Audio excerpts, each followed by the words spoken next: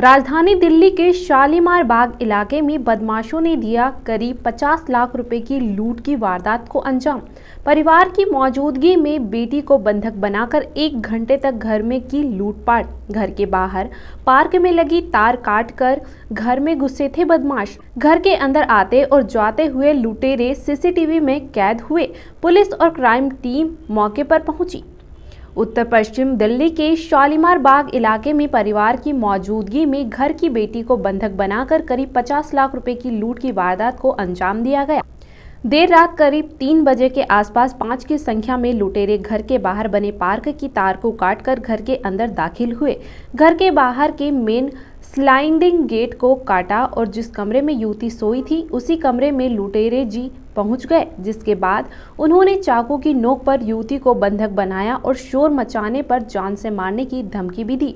करीब 1 से 1.5 घंटे तक उस कमरे में ही रखी हुई अलमारी का ताला तोड़कर सोना, चांदी, हीरे और नकदी लेकर मौका वारदात से फरार हो गए। इस पूरे मामले का सीसीटीवी फुटेज सामने आया है, जिसमें बदमाश घर के अंदर दाखिल होते हुए साफ दिखाई दे रहे हैं।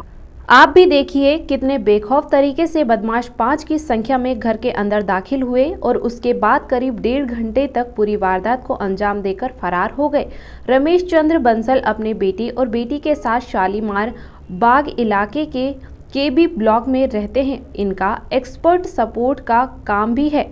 बेटी फिजियोथेरेपी में MBBS की पढ़ाई कर रही है और वारदात के बाद से पूरा परिवार सदमे में है। राजधानी दिल्ली के पौष इलाके में शुमार शालीमार बाग इलाके में हुई डकैती की वारदात के बाद से पूरा इलाका शांत है। हर कोई यह सोच रहा है कि सुरक्षा के बड़े बड़े दावे करने वाले शालीमार बाग थाना इलाके में भी जब चोर फिल्मी अंदाज में डकैती की वारदात को अंजाम दे सकते हैं, तो आखिरकार राजधानी दिल्ली में सुरक्षा कहां पर है।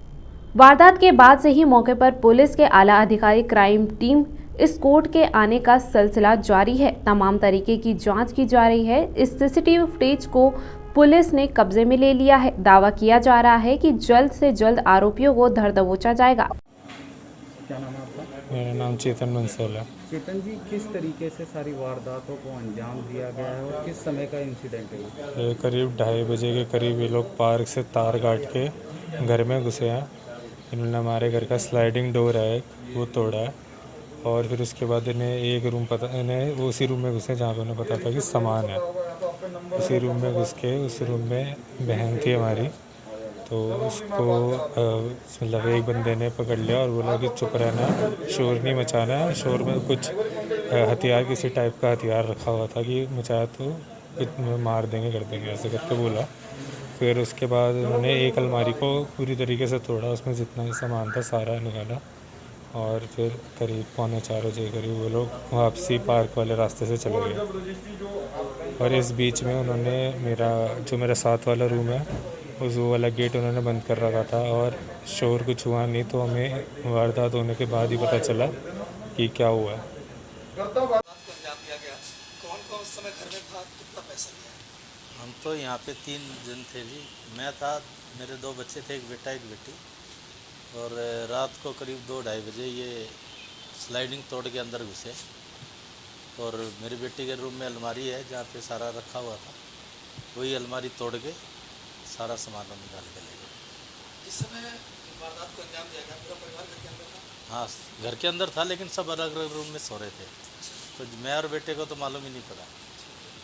और बिटिया के रूम में ही अलमारी थी, वहीं गए सीधे और वहीं से उन्होंने बिटिया को बस जहाँ है बोले लेटे रहे, उसको हिलने नहीं दिया और सारा सामान अलमारी तोड़ के सब सामान निकाल लिया। हथियार भी था? हथियार तो बता रहे थे, अब देखा तो किसी ने है नहीं। क्या बताया? भाई चक्कू है, अगर हिले तो मार देंगे।